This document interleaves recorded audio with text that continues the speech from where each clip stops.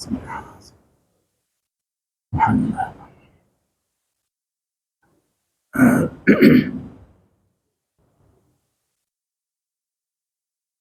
نحمده ونصلي ونسلم على رسوله الكريم اما بعد بسم اللہ الرحمن الرحیم۔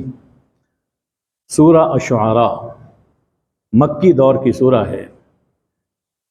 دیکھیے، دعوت و تبلیغ کا کام آسان نہیں ہے۔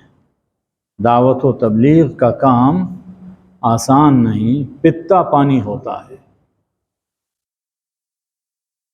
اسی لیے حضور پرنور صلی اللہ علیہ وآلہ وسلم کو بار بار تسلی دی جاتی ہے، حوصلہ افزائی کی جاتی ہے۔ یہ پوری صورت تسلی کے مضمون پر مشتمل ہے۔ حضور اکرم صلی اللہ علیہ وآلہ وسلم سے فرمایا کہ آپ ان کے غم میں اپنے آپ کو مت بھلائیے۔ لعلک باخع نفسک الا یکونوا مؤمنین، اس غم میں، اس فکر میں کہ یہ ایمان نہیں قبول کر رہے، ان کا انجام کیا ہوگا، تو اس غم میں، اس فکر میں آپ اپنے آپ کو مت بھلائیے۔ اگر ہم چاہتے تو زبردستی منوا سکتے تھے، لیکن ہم نے ایسا نہیں کیا۔ اس لیے آپ بھی پرواہ نہ کریں، بات پہنچائیں۔ جن کی فطرت سلیم ہوگی وہ بات کو قبول کریں گے۔ آج یہ جھٹلا رہے ہیں، آپ کا مذاق اڑا رہے ہیں، بہت جلد اس کا انجام کھل کر ان کے سامنے آ جائے گا، جیسا کہ گزشتہ قوموں کا انجام ہوا۔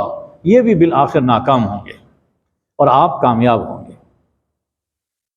اور پھر ایسا ہی ہوا، پھر ایسا ہی ہوا۔ یہ مستقل دلیل ہے حضور اکرم صلی اللہ علیہ وآلہ وسلم کی سچی نبوت کی۔ جس دور میں یہ باتیں کہی گئیں، اس وقت تک کسی کو دور دور تک آپ کی کامیابی نظر نہیں آ رہی تھی، لیکن جو فرمایا گیا وہی ہو کر رہا۔ تو اس سے یہ ثابت ہوا کہ حضور اکرم صلی اللہ علیہ وآلہ وسلم صادق ہیں اور امین ہیں۔ اس صورت میں اللہ تعالیٰ نے جو واقعات بیان فرمائے، ان میں نعمتوں کی یاد دہانی ہے۔ انبیاء علیہم السلام کے روشن اور اجلے کردار کے باوجود ان کو جھٹلایا گیا، ان کا مذاق اڑایا گیا، تو تکذیب اور استہزاء کا پہلو نمایاں کیا گیا ہے۔ مقصود حضور اکرم صلی اللہ علیہ وآلہ وسلم کی تسلی ہے کہ یہ آپ کے ساتھ جو سلوک ہو رہا ہے، یہ کوئی نیا سلوک نہیں ہے۔ آپ سے پہلے سب پیغمبروں کے ساتھ لوگوں نے یہی کچھ کیا۔ فرمایا کہ انہوں نے جھٹلایا، بہت جلد ان کے اس مذاق اور استہزاء کی حقیقت ان کے سامنے آ جائے گی۔ یہ کہتے ہیں کہ اللہ کا وجود کہاں ہے، ہم کیسے پہچانیں کہ ایک ہی الہ ہے؟ فرمایا کہ کیا انہوں نے زمین کی طرف نہیں دیکھا؟ جس زمین پر یہ رہتے ہیں، چلتے پھرتے ہیں، اور جس زمین سے یہ اپنی روزی حاصل کرتے ہیں، ذرا کبھی اس زمین پر غور تو کریں۔ کم انبتنا فیہا من کل زوج کریم، اس زمین میں ہر طرح کی عمدہ نباتات ہم اگا رہے ہیں۔ اگر ماننا چاہو تو یہی قدرت کی نشانی کافی ہے۔ زمین سے اگنے والی ایک ایک پتی وحدہ لا شریک کہتی ہے، لیکن اکثر لوگ سمجھتے نہیں، مانتے نہیں۔ وما کان اکثرهم مؤمنین، اکثر لوگ مانتے نہیں ہیں۔ وَإِنَّ رَبَّكَ لَهُوَ الْعَزِيزُ الرَّحِيمُ، اور تیرا رب عزیز ہے، چاہے تو فوری سزا دے، لیکن اس کے ساتھ رحیم بھی ہے، اس لیے مہلت دے رہا ہے، اس سے فائدہ اٹھا لو۔ اس سورہ مبارکہ میں جتنے واقعات بیان ہوئے ہیں، ہر واقعے کے آخر میں اللہ جل شانہ نے یہ فرمایا کہ ان فی ذالک لآیہ، کہیں نشان قدرت ہے جیسا کہ اس مقام پر ہے، اور جہاں واقعات آتے ہیں وہاں مراد ہے کہ اس واقعے میں تمہارے لیے نشان عبرت ہے۔ لیکن کیا کریں کہ اکثر لوگ مانتے نہیں، اکثر لوگ ایمان نہیں لائے۔ وَإِنَّ رَبَّكَ لَهُوَ الْعَزِيزُ الرَّحِيمُ۔ تو ہر قصے کے آخر میں یہ بات دہرائی گئی، اس میں تکرار بھی ہے، تذکیر بھی ہے، اور ایک لطف بیان بھی ہے۔ اس سورہ کو پڑھا جائے تو قرات کا اپنا ہی ایک لطف انسان محسوس کرتا ہے۔ اور یہ بار بار یہ بات کہی گئی کہ اکثر لوگ ایمان نہیں لائے، اکثر لوگ ایمان نہیں لائے۔ اس سے یہ معلوم ہوا کہ ایمان کے بارے میں اور اللہ کے احکام کے بارے میں اکثریت کی بات نہیں چلتی، وہاں صرف اس کی بات چلتی ہے جو اللہ کی بات کر رہا ہو، چاہے وہ دنیا میں اکیلا ہی کیوں نہ ہو۔ یہ جمہوریت، یہ اکثریت، یہ ہماری آپس کے معاملات کے اندر اس سے فیصلہ ہوتا ہے، لیکن جہاں تک دین کا معاملہ ہے، توحید کا ہے، رسالت اور آخرت کا ہے، اور دین کے باقی احکام ہیں، ان میں اللہ اور اللہ کے رسول صلی اللہ علیہ وآلہ وسلم نے جو فرما دیا وہ حرف آخر ہے، اس پر کوئی رائے زنی نہیں ہو سکتی۔ سب سے پہلے حضرت موسیٰ علیہ السلام کا واقعہ بیان فرمایا گیا۔ وہاں بھی جب حضرت موسیٰ کو اللہ نے بھیجا تو انہوں نے یہ عرض کی کہ مجھے ڈر ہے کہ یہ مجھے جھٹلائیں گے، میرا دل تنگ پڑ جائے گا، میری زبان نہیں چلے گی۔ آپ ایسا، میں عرض کر رہا ہوں کہ ہارون علیہ السلام کو میرے ساتھ رسول بنا کر بھیجیے۔ اللہ نے فرمایا کہ ڈرتے کیوں ہو، کیوں گھبراتے ہو؟ اللہ، ایسا نہیں ہو سکتا، ہم جو بھیج رہے ہیں آپ کو، تو آپ کو کاہے کا ڈر؟ فَاذْهَبَا، ہم انہیں بھی رسول بنا کر آپ کے ساتھ وزیر بنا کر بھیج رہے ہیں۔ فَاذْهَبَا بِآيَاتِنَا إِنَّا مَعَكُمْ مُسْتَمِعُونَ، میری آیتیں لے کر جاؤ، دونوں جاؤ، میں تمہارے ساتھ ہوں اور سن رہا ہوں، ہم تو تمہارے ساتھ ہیں، تو جائیے، کوئی ڈرنے کی ضرورت نہیں۔ فرعون کے پاس پہنچے، اور فرعون کے پاس جائیے اور کہیے کہ ہم رب العالمین کے رسول ہیں، اور ان ارسل معنا بنی اسرائیل، بنی اسرائیل کو تم نے بیگار میں پکڑا ہوا ہے، تو بنی اسرائیل کو رہا کرو، آزادی دو، اور انہیں ہمارے ساتھ بھیج دو۔ دیکھیے، ایک تو پیغام دیا لا الہ الا اللہ کا، توحید کا، اس کے ساتھ اپنی قوم کی آزادی کی بات کی حضرت موسیٰ علیہ السلام نے۔ اس سے یہ معلوم ہوتا ہے کہ نبی کو اپنی امت کی دنیا اور عزت کی بھی فکر ہوتی ہے۔ نبی دنیا کے حالات سے بے خبر نہیں ہوتا کہ بس لا الہ الا اللہ پڑھتے رہو اور جو چاہے ظلم کرتے رہو، ایسا نہیں ہے۔ لا الہ الا اللہ کا تو معنی یہ ہے کہ تم بھی اللہ کے بندے اور یہ سب اللہ کے بندے، تم آزاد ہو تو یہ سب آزاد ہیں، سب اللہ کے بندے ہیں، تو ظلم کی اجازت نہیں۔ تو بنی اسرائیل کو جو تم نے اپنے کام میں لگا رکھا ہے، ان کو رہائی دو۔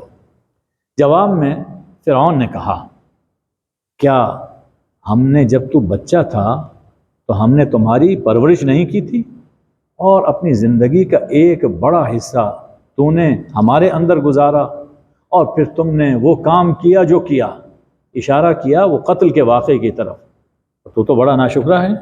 یہ فرعون اپنے دربار میں کہہ رہا ہے۔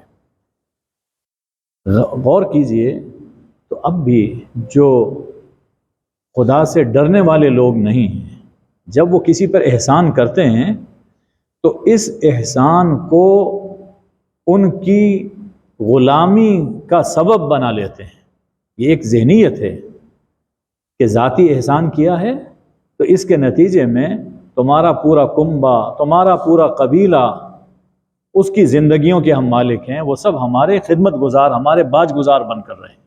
یہ فرعونی ذہنیت ہے۔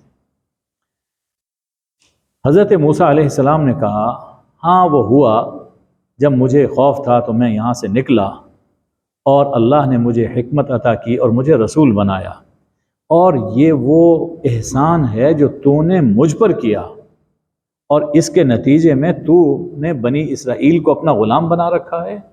احسان تو نے صرف مجھ پر کیا، اور اس کا بدلہ تو ساری قوم سے لینا چاہتا ہے، یہ تو ظلم ہے۔ اس پر فرعون نے کہا کہ تم کہتے ہو کہ میں رب العالمین کا رسول ہوں، تو رب العالمین کیا ہے؟ سوال کرتا ہے کہ رب العالمین کیا ہے، یعنی رب کی حقیقت کیا ہے؟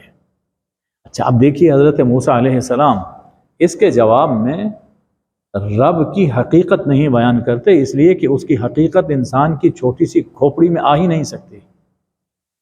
اس کے جواب میں حضرت موسیٰ اللہ کی صفات بیان کرتے ہیں۔ اس سے یہ معلوم ہوا کہ اللہ کو اس کی صفات اور اس کی آیات سے پہچانا جا سکتا ہے، ہم اس کی حقیقت تک نہیں پہنچ سکتے۔ تو جواب دیا کہ وہ آسمان و زمین کا رب ہے اور مابین کا رب ہے، اگر تم یقین کرو تو اپنے ارد گرد بیٹھے ہوئے لوگوں سے کہنے لگا الا تستمعون، سنتے نہیں ہو کہ سوال میں نے کیا کیا، اس کا جواب کیا دے رہے ہیں؟ حضرت موسیٰ نے فرمایا تمہارا رب ہے تمہارے پہلے باپ دادا کا رب ہے۔ فرعون نے کہا یہ جو تمہاری طرف رسول بن کر آیا مجنون ہے، میں کچھ پوچھ رہا ہوں، یہ جواب میں کچھ کہہ رہا ہے۔ فرمایا وہ مشرق کا رب، مغرب کا رب اور مابین کا رب ہے، اگر تمہیں کچھ عقل ہو تو ذرا سمجھو، میں تمہیں جو بات کہہ رہا ہوں اس پہ غور تو کرو۔ اس سے یہ معلوم ہوا کہ دعوت دیتے ہوئے مخاطب سے الجھنا نہیں چاہیے، بلکہ اپنی دلیل کو بدل دے۔ ہو سکتا ہے کوئی بات اس کی سمجھ میں آ جائے، جو بات اس کو سمجھ ہی نہیں آ سکتی تو اسے سمجھانا بیکار ہے، جو بات سمجھ آ سکتی ہے اس پر غور کی دعوت دینی چاہیے۔ فرعون نے کہا لئن اتخذت الہا غیری لأجعلنک من المسجونین، اگر تم نے میرے سوا کوئی اور الہ بنایا تو میں تمہیں قید میں ڈال دوں گا۔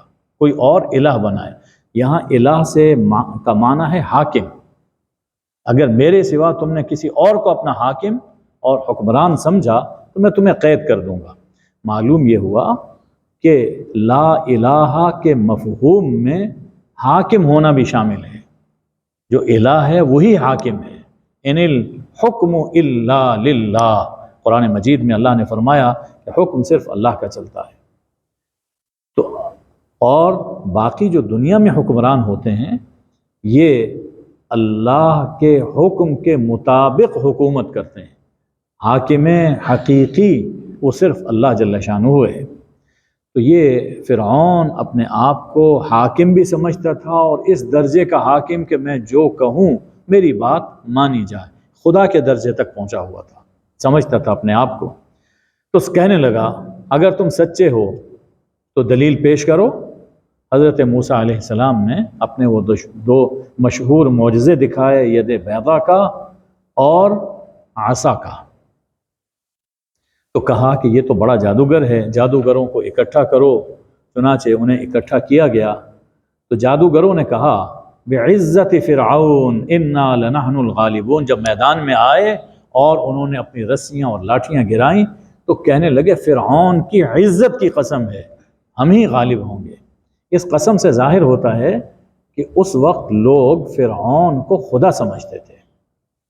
حضرت موسیٰ نے اپنے عصا پھینکا، وہ سب کچھ ان کا جادو نگل گیا۔ جادوگر سمجھ گئے کہ یہ سچ ہے، ہم جھوٹ جو کچھ سوانگ ہم نے رچایا سب جھوٹ ہے۔ سجدے میں گر گئے، کہنے لگے ہم رب العالمین پر ایمان لائے جو موسیٰ اور ہارون کا رب ہے۔ فرعون نے کہا میری اجازت سے پہلے تم ایمان لے آئے، لگتا ہے کہ یہ تمہارا بڑا، یہ استاد ہے تمہارا، تمہیں بہت جلد پتہ چل جائے گا کہ میں مخالف سم سے تمہارے ہاتھ پاؤں کاٹوں گا اور تمہیں سلیب دوں گا، سولی پہ لٹکا دوں گا۔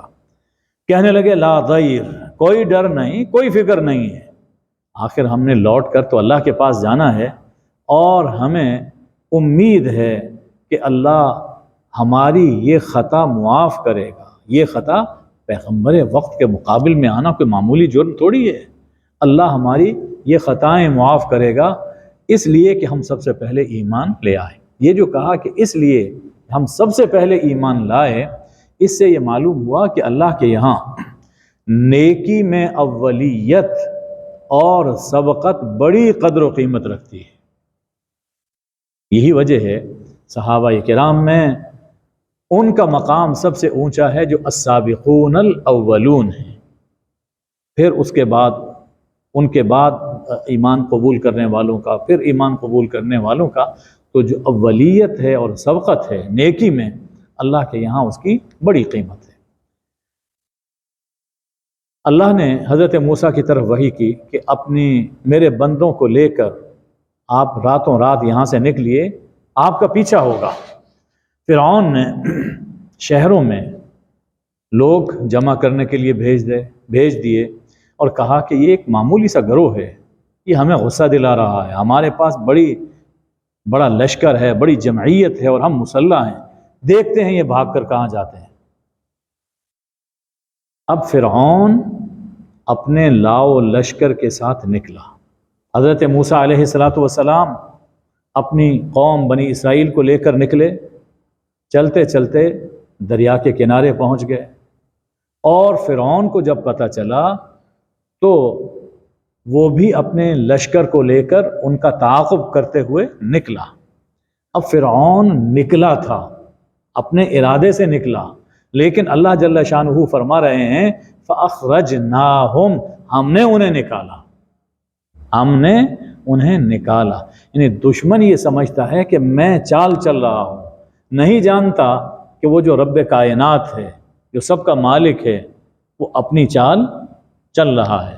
چنانچہ ہم نے انہیں نکالا باغوں سے، چشموں سے، خزانوں سے اور عمدہ مکانات سے۔ کذالک، ایسا ہی ہوتا ہے۔ تم کیا سمجھتے ہو ہم کیا کر رہے ہیں؟ وَمَكَرُوا وَمَكَرَ اللَّهُ وَاللَّهُ خَيْرُ الْمَاكِرِينَ، اللہ کی چال سب سے بہتر ہے۔ فرمایا کہ وَأَوْرَثْنَاهَا بَنِي اسرائیل، اور پھر ان عمدہ خزانوں اور باغوں کا وارث ہم نے بنی اسرائیل کو بنا دیا۔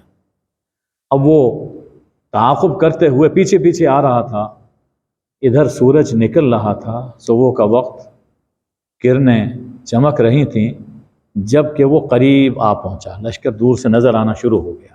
جب دونوں نے ایک دوسرے کو دیکھا، فرعون کے لشکر نے بنی اسرائیل کو، بنی اسرائیل نے فرعون کے لشکر کو دیکھ لیا، اب ایسا مقام تھا جس میں دل دہل گئے۔ آگے دریا اور پیچھے فوج، اصحاب موسیٰ گھبرا اٹھے، کہنے لگے انا لمدرکون، حضرت آگے دریا کی موجیں ہیں، پیچھے دشمن کی فوجیں ہیں، آئے موسیٰ مارے گئے، پکڑے گئے۔ اب اس مقام پر اللہ حضرت موسیٰ نے کیا جواب دیا؟ کلا، ہرگز نہیں۔ تم کہتے ہو ہم پکڑے گئے، ہرگز نہیں۔ کیوں؟ ان معی ربی، میرا رب جو میرے ساتھ ہے، سیہدین، میرا رب مجھے راہ دے گا۔ میں کہ اپنی مرضی سے تمہیں تھوڑی لے کر آیا ہوں، جس کے حکم سے لے کر آیا ہوں وہ اللہ مجھے راہ دے گا۔ بس اللہ پر یقین ایسا ہی ہونا چاہیے۔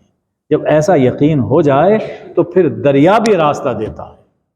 اللہ نے فرمایا کہ کیوں گھبراتے ہو موسیٰ، یہ جو عصا تمہارے ہاتھ میں ہے یہ بڑے کام کی چیز ہے، یہ عصا بڑے کام کی چیز ہے، کبھی اژدہا بنتا ہے، آج دیکھو یہ کیا اس کا اثر ہے۔ اس عصا کو دریا پہ مارا، دریا پھٹ گیا اور ہر پھانک ایک بڑے تودے کی طرح ہو گئی۔ یہاں تو صرف اتنا ذکر ہے، روایت میں یہ ہے کہ بنی اسرائیل کے 12 قبیلے تھے، ہر قبیلے کے لیے ایک ایک راہ اللہ نے دریا میں بنا دی۔ اب ذرا تصور کیجئے کہ پانی تو بہنے کی چیز ہے، اور اللہ کہتا ہے کہ وہ پانی کی ہر پھانک وہ ایک تودے کی طرح، ایک پہاڑ کی طرح بن گئی۔ اب پانی ہے اور کھڑا ہوا ہے، عجیب حیرت کی بات ہے۔ یہ ہے اللہ کی قدرت کہ پانی کی دیواریں گویا بن گئیں، پانی کی دیواریں وہ بن گئیں، اور بنی اسرائیل کے 12 قبیلے ایک ایک راستے سے دریا عبور کرنے لگے۔ دوسرے بھی قریب آ گئے، بنی اسرائیل موسیٰ اور بنی اسرائیل کو جو ان کے ساتھ تھے، ہم نے ان سب کو نجات دی، اور وہ جو تعاقب کرتے ہوئے آئے تھے بیچ دریا کے لا کر ہم نے حکم دیا پانی رواں ہو جا، اور پانی جاری ہو گیا اور سارا لشکر ان لہروں کے اندر بہہ گیا۔ ان فی ذالک لآیا، اس میں نشان عبرت ہے لوگوں۔ وما کان اکثرهم مؤمنین، افسوس اکثر ایمان نہیں لاتے، اور تیرا رب عزیز ہے اور رحیم ہے۔ اس کے بعد حضرت ابراہیم علیہ السلام کا واقعہ ہے۔ ان کی قوم بت پرست تھی، اور انہوں نے اپنے باپ کو، یعنی جو چچا تھے ان کے، احتراماً ان کو ابا کہتے تھے، تو اپنے باپ اور اپنی قوم سے کہا ما تعبدون،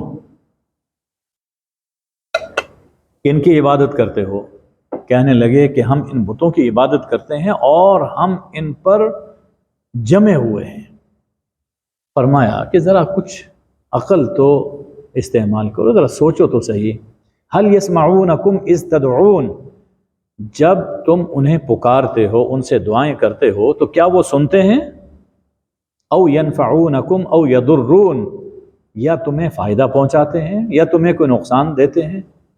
اب ظاہر ہے کہ ان میں سے کوئی چیز نہیں تھی، اس کا جواب تو دے نہیں سکتے۔ تو کہنے لگے کہ بس ہم نے اپنے باپ دادا کو ایسا ہی کرتے ہوئے پایا، لہٰذا ہم بھی وہ کر رہے ہیں۔ اس سے یہ معلوم ہوا کہ باپ دادا انبیاء کے طریقے پہ چل رہے ہوں، ان کی پیروی کرنی چاہیے، لیکن خدا نخواستہ اگر آباء و اجداد کہیں بھٹکے ہوئے تھے تو اس وجہ سے ہم بھی وہی چیز قبول کریں جو باپ دادا کرتے تھے، یہ سراسر حماقت ہے۔ دیکھیے، اگر کسی کے باپ دادا کا انتقال ہو جائے اور کاروبار میں خسارہ ہو تو بیٹا وہ طریقے نہیں اختیار کرتا جو باپ دادا نے کیے جس کی وجہ سے خسارہ ہوا، بلکہ وہ اس سے بچ کر ہٹ کر وہ کاروبار چلانے کی کوشش کرتا ہے۔ لیکن دین کے معاملے میں عقل ماری جاتی ہے، وہ کہتے ہیں جو باپ دادا کر رہے تھے وہی ٹھیک ہے۔ اور اللہ اس مقام پر اور جا بجا یہ فرماتا ہے کہ لوگوں عقل استعمال کرو، ذرا سوچا کرو جو تم کر رہے ہو یہ کس حد تک ٹھیک ہے۔ دیکھیے، ہمارے لیے قرآن یہ میزان ہے، قرآن میزان ہے، اور ہمارے عمل کے لیے سنت پیغمبر صلی اللہ علیہ وآلہ وسلم وہ ایک کسوٹی ہے۔ ہم اپنے عقائد کو، اپنے خیالات کو قرآن پہ پرکھیں اور اپنے عمل کو سنت کی روشنی میں پرکھیں، پتہ چل جائے گا کہ ٹھیک ہے یا غلط ہے، قرآن اور سنت کی پیروی کرنی چاہیے۔ اس پر حضرت ابراہیم علیہ السلام نے کہا بھلا دیکھو تم اور تمہارے پرانے باپ دادا جن جن کی عبادت کرتے تھے، جن جن کو اپنا خدا بنائے بیٹھے تھے، فَإِنَّهُمْ عَدُوٌّ لِّي، وہ سب میرے دشمن ہیں، میں ان کا دشمن، وہ میرے دشمن، بگاڑنے میرا کیا بگاڑتے ہیں۔ کلم کھلا اعلان، الا رب العالمین، میرا دوست بس رب العالمین ہے، میرا دوست بس رب العالمین۔ رب سے جو دوستی لگا لے اس کا کوئی کچھ نہیں بگاڑ سکتا، میرا دوست رب العالمین ہے۔ اب اس کے بعد ابراہیم علیہ السلام رب العالمین کی جو شان بیان کر رہے ہیں، یہ کمال درجے کی توحید ہے۔ انسان کو یہ آیات یاد کرنی چاہیے، پڑھتے رہنا چاہیے، تاکہ ذہن میں رہے کہ میرا اللہ سے تعلق کیسے ہے۔ توحید فرمایا کہ رب العالمین وہ ہے جس نے مجھے پیدا کیا اور وہی مجھے ہدایت دیتا ہے، وہی مجھے راہ دکھاتا ہے۔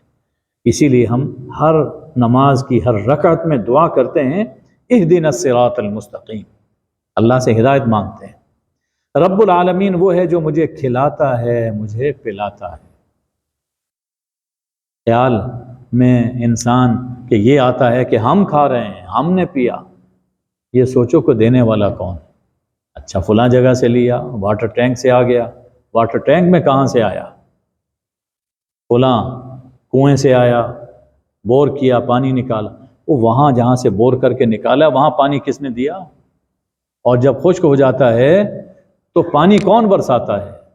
یہ جو ایک سرکل ہے پانی کا، یہ اللہ کے اختیار میں ہے، تو وہی مجھے کھلاتا ہے، وہی مجھے پلاتا ہے۔ وَإِذَا مَرِضْتُ فَهُوَ يَشْفِينِ، اور جب میں بیمار پڑتا ہوں تو وہی مجھے شفا دیتا ہے۔ بیمار میں پڑتا ہوں، کیسے؟ بے احتیاطی میں کرتا ہوں، کھانے میں پینے میں، نسبت اپنی طرف کی کہ میں بیمار پڑتا ہوں تو مجھے شفا وہی دیتا ہے۔ رب العالمین وہ ہے جو مجھے موت دے گا، ابھی پہلے اس نے مجھے زندگی دی، مجھے خلق کیا، پھر ایک وقت پر مجھے موت دے گا اور پھر مجھے زندہ کرے گا۔ رب العالمین وہ ہے کہ جس سے مجھے امید ہے کہ روز جزا میں میری خطائیں معاف کرے گا۔ اب اللہ سے دعا کرتے ہیں، یہ تو توحید بیان کر دی، اب اللہ سے دعا، پروردگار مجھے علم و حکمت عطا فرما اور مجھے صالحین کے ساتھ لاحق فرما۔ ابراہیم علیہ السلام تو خود نبی ہیں، لیکن ہمارے لیے سبق ہے کہ ہم بھی صالحین کے ساتھ جڑے رہیں، اور مجھے آنے والی نسلوں میں میرا ذکر خیر رکھ۔ اور آج ہم اپنی آنکھوں سے دیکھ رہے ہیں، اپنے کانوں سے سن رہے ہیں کہ جب بھی ذکر آتا ہے ابراہیم کا تو سب کہتے ہیں علیہ الصلاۃ والسلام۔ اور مجھے جنت النعیم کے ورثہ میں شامل فرما۔ واغفر لی ابی، میرے باپ کی مغفرت فرما دے، وہ گمراہوں میں سے ہے، ابھی ان کی زندگی تھی، زندہ تھے تو ان کے لیے دعا کی۔ مغفرت کا معنی یہ ہے کہ اے اللہ ان کو توفیق، ایمان کی توفیق عطا فرما تاکہ ان کی نجات ہو جائے اور بخشش ہو جائے۔ قیامت کے دن مجھے رسوا نہ کرنا، وہ دن جب کوئی مال کام آئے گا نہ بیٹے کام آئیں گے۔ کام کیا چیز آئے گی؟ قلب سلیم۔ جو اللہ کی بارگاہ میں قلب سلیم لے کر حاضر ہوا بس وہ نجات پائے گا۔ اور قلب سلیم کون سا قلب ہے؟ جس میں روگ نہ ہو، کفر کا، شرک کا اور گندے خیالات کا۔ کفر سے، شرک اور نفاق سے جو دل پاک ہے وہ قلب سلیم ہے۔ اللہ ہم سب کو قلب سلیم عطا فرمائے۔ جنت متقیوں کے قریب کی جائے گی اور جہنم ان گمراہوں کے سامنے ظاہر کی جائے گی۔ کہا جائے گا اینما کنتم تعبدون من دون اللہ، اللہ کے سوا تم جن جن کی عبادت کرتے تھے وہ کہاں ہیں؟ کیا وہ تمہاری مدد کرتے ہیں یا کوئی بدلہ لے سکتے ہیں؟ لیکن ظاہر ہے کہ سب مغلوب اور سب مقہور اور اوندھے منہ جہنم میں گرا دیے جائیں گے، وہ بھی اور سب گمراہ بھی اور ابلیس کا سارا لشکر بھی، آپس میں وہاں جا کر ایک دوسرے سے جھگڑیں گے۔ فرمایا کہ ان تمام باتوں میں تمہارے لیے نشان عبرت ہے، ذرا سوچو، لیکن اکثر بات نہیں مانتے، اور تیرا رب عزیز ہے اور رحیم ہے۔ اس کے بعد اللہ تعالیٰ نے حضرت نوح، ہود، صالح، لوط اور شعیب علیہم السلام 5 پیغمبروں کے واقعات بیان فرمائے۔ ان واقعات میں جو قدر مشترک ہے، جو چیزیں تمام واقعات کے اندر یکساں چل رہی ہیں، ہر واقعے میں انبیاء کی، ہر نبی کی امانت اور دیانت اور ان کی بے لوثی۔ ہر نبی نے کہا کہ میں تمہارے پاس اللہ کا پیغام لے کر آیا ہوں اور میں امین ہوں، اور ہر نبی نے کہا وما اسألکم علیہ من اجر، میں اس پر تم سے کسی اجر کا سوال نہیں کرتا، ان اجری الا علی رب العالمین، میرا اجر رب العالمین کے ذمہ۔ تو انبیاء کی بے لوثی، اخلاص اور امت کے لیے ان کی خیر خواہی، دل سوزی اور دعوت میں جہد مسلسل بیان فرمائے گئے ہیں۔ یہ واقعات ایک داعی کے لیے، ایک مومن کے لیے اسوہ عمل ہیں کہ کیسے دین کی دعوت لوگوں کو دی جاتی ہے۔ ہر قوم کے ذکر میں ہے کہ انہوں نے رسولوں کی تکذیب کی، ہر قوم کے ذکر میں کذبت قوم نوح المرسلین، قوم نوح نے رسولوں کا انکار کیا، قوم لوط نے رسولوں کا انکار کیا، قوم شعیب نے رسولوں کا انکار کیا، رسولوں کو جھٹلایا۔ حالانکہ وہ جھٹلا تو صرف اپنے پیغمبر کو رہے تھے، ایک رسول کو جھٹلا رہے تھے، لیکن ہر واقعے میں اللہ تعالیٰ یہ فرماتا ہے کہ انہوں نے رسولوں کو جھٹلایا۔ اس سے یہ معلوم ہوا کہ ایک رسول کی تکذیب، ایک رسول کا انکار سب رسولوں کا انکار ہے، اس لیے کہ سب انبیاء ایک اللہ کی طرف سے مبعوث ہوئے ہیں اور سب کا پیغام ایک ہی تھا، فاتقوا اللہ واطیعون، اللہ سے ڈرو اور میرا کہا مانو، میرے پیچھے چلو۔ فاتقوا اللہ، ہر پیغمبر نے یہ بات کہی، یہ لا الہ الا اللہ یہی تو ہے، فاتقوا اللہ، اللہ کے سوا کوئی الہ نہیں، اللہ سے ڈرو، اور اطیعون، میرا کہا مانو، محمد الرسول اللہ صلی اللہ علیہ وآلہ وسلم، کہ ہم اقرار کرتے ہیں کہ حکم اللہ کا اور طریقہ محمد الرسول اللہ صلی اللہ علیہ وآلہ وسلم کا ہم مانیں گے۔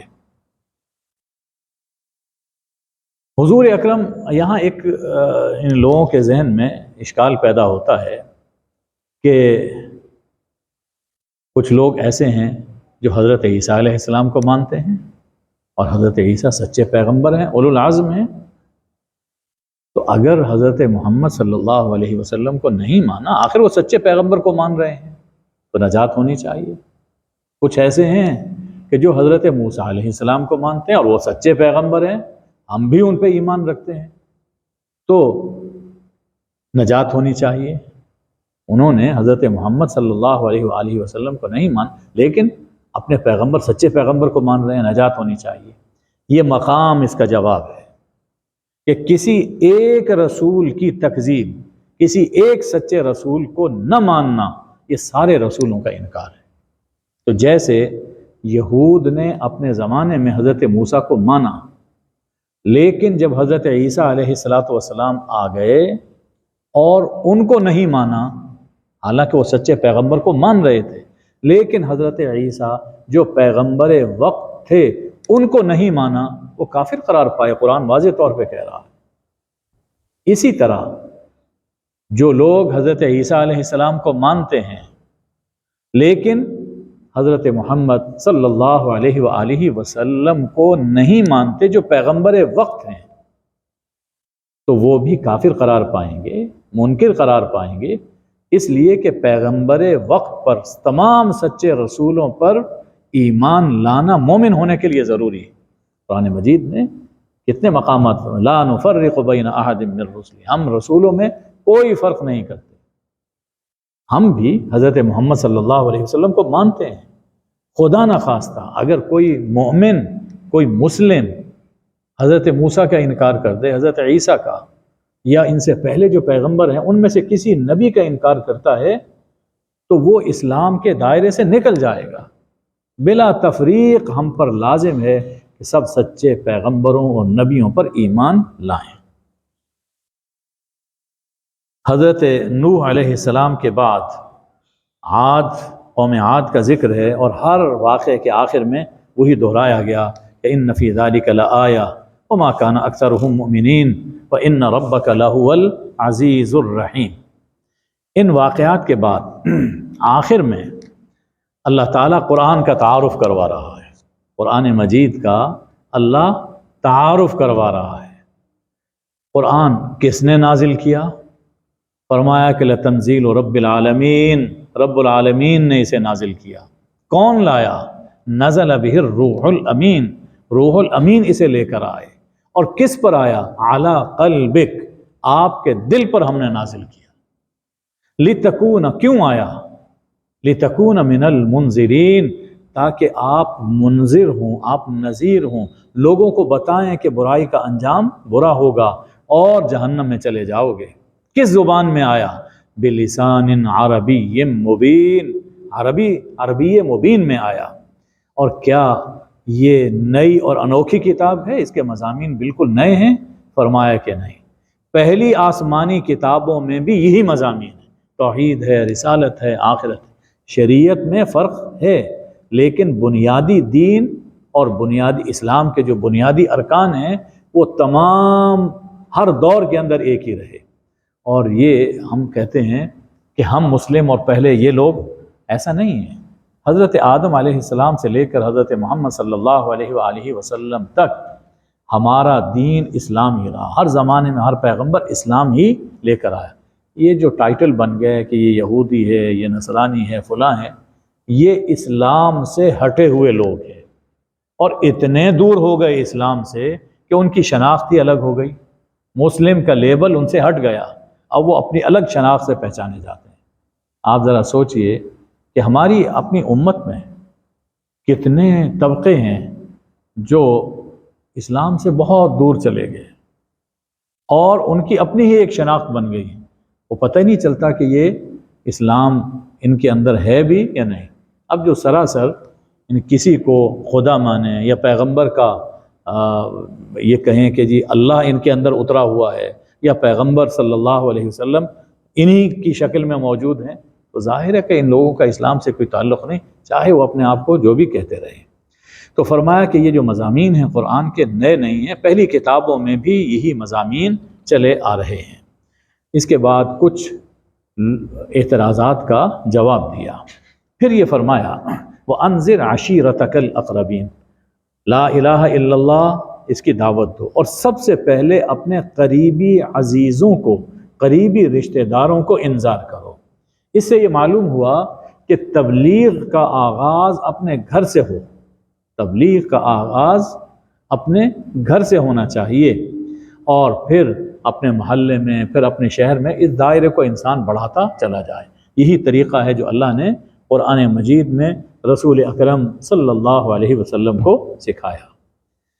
فرمایا کہ آپ جو مومن آپ کے پیروکار ہیں ان پہ آپ شفقت کیجئے۔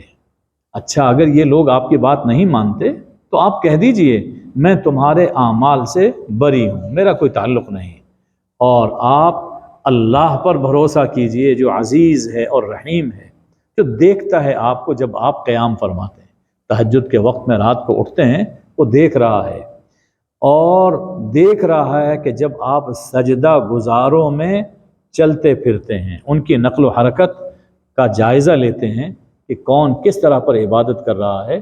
یہ جماعت کے اندر آپ دیکھتے ہیں کہ کیا جماعت ٹھیک یعنی صف انہوں نے ٹھیک بنائی ہے یا نہیں بنائی، اور کیا کر رہے ہیں، رکوع سجدہ لوگوں کا کیسا ہے۔ یعنی جب آپ دین کے بارے میں اپنے متبعین کا جائزہ لے رہے ہوتے ہیں تو اللہ آپ کو دیکھ رہا ہوتا ہے، اور جب انسان کو یہ پتہ چل جائے کہ میرا مالک مجھے دیکھ رہا ہے، جو اس کی ڈیوٹی، اس نے جو میری ڈیوٹی لگائی ہے وہ مجھے دیکھ رہا ہے اور ڈیوٹی پوری کرنے پر مجھ سے خوش ہو رہا ہے، انسان کی ساری تھکاوٹیں ختم ہو جاتی، وہ سمیع ہے اور حلیم ہے۔ فرمایا کہ لوگوں نے کہا معاذ اللہ کہ شیطان یہ سب کچھ لے کے آتے ہیں۔ فرمایا میں تمہیں بتاتا ہوں کہ شیطان کن پہ اترتے ہیں۔ شیطان تو ان پہ اترتے ہیں جو جعل ساز ہوتے ہیں اور جو بد کردار ہوتے ہیں۔ ذرا دیکھو میرے پیارے کو، دیکھو، اللہ فرماتا ہے میرے پیارے کو دیکھو، تم تو خود گواہی دیتے ہو کہ یہ صادق اور امین ہیں، تو ان کا شیطانوں سے کیا تعلق ہے؟ ان کا تو تعلق فرشتوں سے ہے، ان پر فرشتے نازل ہوتے ہیں، اور شیطان کیا کرتے ہیں، سنی ہوئی بات ان کے کانوں میں ڈالتے ہیں اور اکثر جھوٹ بولتے ہیں۔ اور اب بھی ایسا ہی ہے، یہ جس کو آپ کالے پیلے والے جانتے ہیں، ان کا تعلق انہی شیطان خبیثوں کے ساتھ ہوتا ہے۔ وہ جھوٹی سچی کوئی بات ان کے کان میں ڈالتے ہیں، اور یہ پھر ایک بات میں 100 باتیں اور ملا کر اپنی دکان چلاتے ہیں۔ رہا یہ کہ یہ شاعری ہے، آپ شعر کہہ رہے ہیں، فرمایا کہ نہیں۔ وہ شعراء، ذرا دیکھو شعراء کے پیروکار تو گمراہ لوگ ہوا کرتے ہیں، اور محمد صلی اللہ علیہ وآلہ وسلم کے پیروکار دنیا کے بہترین انسان ہیں۔ تو اسی سے پتہ چل جاتا ہے۔ دیکھو کہتے ہیں نا کہ کند ہم جنس با ہم جنس پرواز، انسان جیسا ہوتا ہے اس کے دوست بھی ویسے ہی ہوتے ہیں، ویسے لوگ اس کے ساتھ جڑتے چلے جاتے ہیں۔ تو شعراء کی پیروی تو گمراہ کیا کرتے ہیں، وہ ان کی باتیں جھوٹی سچی سنتے ہیں، خوش ہوتے ہیں، دوسروں کو خوش کرتے ہیں، لیکن حضرت محمد صلی اللہ علیہ وسلم کے پیروکار تو ذرا دیکھو کتنی بہترین شخصیتیں ہیں۔ تو معلوم یہ ہوا کہ حضرت محمد صلی اللہ علیہ وسلم بھی ایک بہترین شخصیت، وگرنہ ایسے لوگ ان کے گرد جمع نہ ہوتے۔ شعراء کو کیا تم نے نہیں دیکھا، ہر وادی میں منہ مارتے پھرتے ہیں، آج ایک کی تعریف کر رہے ہیں، کل دوسری کی تعریف کر رہے ہیں۔ شعر اگر سنا جائے ان کے شعر شاعری میں آپ دیکھتے ہیں ایسا لگے گا کہ یہ دنیا کا سب سے بہادر انسان ہے، میں یہ کر دوں گا، میں یہ کر دوں گا، زمین و آسمان کے قلابے، اور کبھی ملاقات ہو تو لگتا ہے دنیا میں اس سے بڑا بزدل کوئی نہیں ہے۔ یہ شاعروں کا حال تو ایسا ہی ہے، وہ کہتے ہیں جو کرتے نہیں۔ حالانکہ حضرت محمد صلی اللہ علیہ وسلم کو دیکھیں، ان کی شخصیت بالکل اس سے برعکس شخصیت ہے، تو لہٰذا یہ شاعری نہیں ہے۔ اور کوئی یہ نہ سمجھے کہ فن شعر ہی غلط ہے، ایسا نہیں۔ دیکھیے قرآن ایک میزان عدل ہے، ہر بات اس میں نپی تلی جچی تلی اور عدل کے ساتھ کہی گئی، تو فن شاعری کا غلط استعمال یہ غلط ہے۔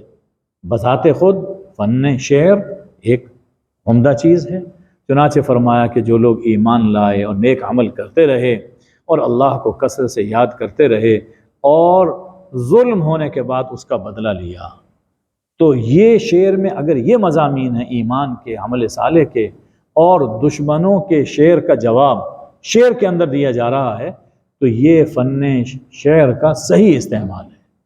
چنانچہ حضور اکرم صلی اللہ علیہ وسلم حضرت حسان ابن ثابت رضی اللہ تعالی عنہ سے فرماتے تھے کہ کھڑے ہو جاؤ اور دشمنوں کے شعر کا جواب دو، اللہ تمہاری روح القدس سے تائید فرمائے، یعنی جبریل سے اللہ تمہاری تائید فرمائے۔ اور ایک موقع پر یہ بھی فرمایا کہ تمہارے شعر ان دشمنوں پر تیر سے زیادہ اثر کرتے ہیں۔ تو یہ فن شاعری کا صحیح استعمال ہے۔ سورہ کے بالکل آخر میں فرمایا کہ عن قریب یہ ظالم جان لیں گے کہ کس کروٹ پلٹتے ہیں۔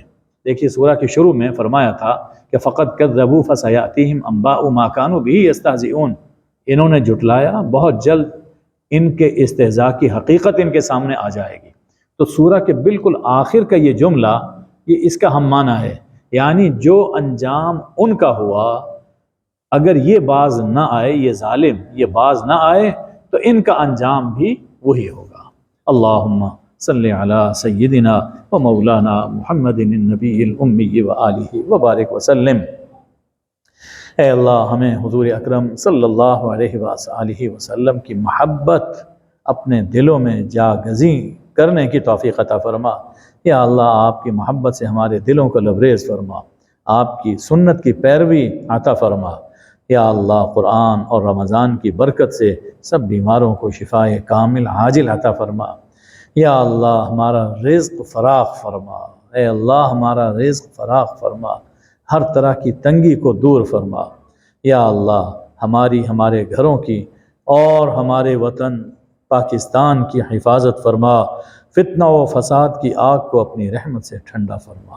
وصلی اللہ وبارک وسلم علی حبیبہ سیدنا محمد و آلہ الطیبین الطاہرین، آمین یا ارحم الراحمین۔